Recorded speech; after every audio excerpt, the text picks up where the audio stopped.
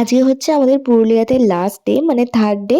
তো হাই, আমি মৌলি, আর একটি নতুন ভিডিওতে তোমাদের সকলকে আরো একবার ওয়েলকাম। প্রত্যেক দিনকার মতো আজকেও সকালবেলা চলে এসেছি ব্রেকফাস্ট করতে। তবে আজকে একটু ভারী খাবার খেয়েই বেরিয়েছিলাম, কারণ কখন ফিরবো তার কোনো ঠিক ছিল না। আর এই সময় একটু তাড়াহুড়ো করছিলাম, কারণ সবার ব্রেকফাস্ট করা অলরেডি কমপ্লিট হয়ে গেছে, বাইরে গাড়িও দাঁড়িয়ে আছে, তবে আমার এখনো কমপ্লিট হয়নি। যাই হোক, তাড়াহুড়ো করে ব্রেকফাস্ট করে বসে পড়েছি। আগের দিন যেদিকে গিয়েছিলাম আজকে সম্পূর্ণ উল্টো দিকটাতে যাব। তো এখানে মোটামুটি ওই 1.5-2 ঘন্টা মতোই টাইম লাগে গাড়িতে। আজকে ট্যুর হচ্ছে জয়চন্ডী পাহাড়। এই হচ্ছে আমার আউটফিট, কেমন লাগছে অবশ্যই জানিও।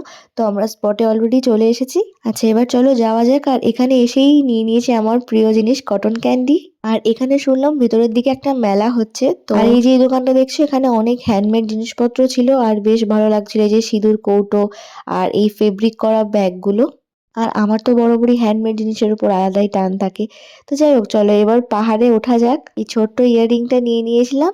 আর এইবার পাহাড়ে অনেকেই পুজো দিতে উঠছিল, তবে আমরা পুজো দিইনি, যেহেতু খাওয়া দাওয়া করে এসেছিলাম। আর এখানে না ওই নারকোলের খোলের অনেকগুলো জুয়েলারি সেল হচ্ছিল, তো আমার দেখে বেশ ইউনিক লাগছিল, তাই দুটো নিয়েছিলাম।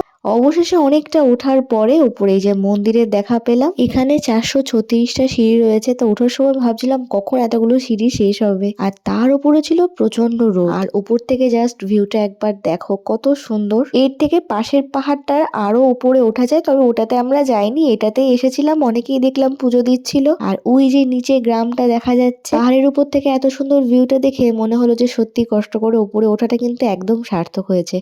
পাহাড়ে উঠতে যতটা না কষ্ট, তার থেকে নামতে কিন্তু খুব একটা বেশি কষ্ট নেই। আর নামার পথে এইরকম সুন্দর সুন্দর জিনিসগুলো দেখলাম। এটাও কিন্তু নারকোলের খোলের তৈরি। আর আমি এখান থেকে এই সেটটা নিয়েছি, কেমন লাগছে অবশ্যই জানিও। চলে আজকের মতো একটু